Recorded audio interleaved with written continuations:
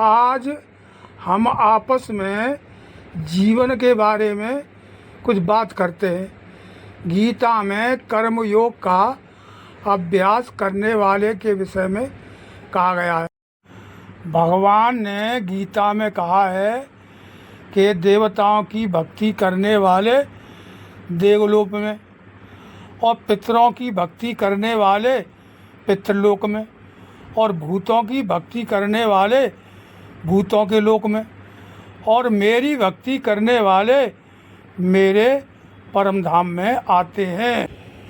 इसी प्रकार धर्म का भी यही सिद्धांत है कि जब भक्ति मार्ग में लगकर कोई भक्त एक बार अपने आप को ईश्वर को सौंप देता है तो स्वयं भगवान ही उसकी निष्ठा को बढ़ाते जाते हैं और अंत में अपने यथार्थ स्वरूप का पूर्ण ज्ञान भी करा देते हैं।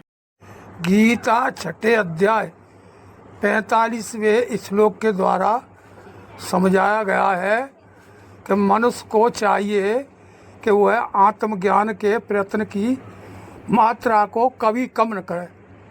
सारांश यह है कि जिस मनुष्य के मन में कर्मयोग की जिज्ञासा के उत्पन्न होते ही वह धीरे धीरे पूर्ण सिद्धि की ओर आप ही आप आकर्षित हो जाता है। ज्ञान मार्ग प्रैक्टिकल प्रत्यक्ष रूप से जान कर की जाती है। भक्ति का भक्त को अपने जीवन में ही पता लग जाता है कि मेरी भक्ति का परिणाम क्या मिलेगा।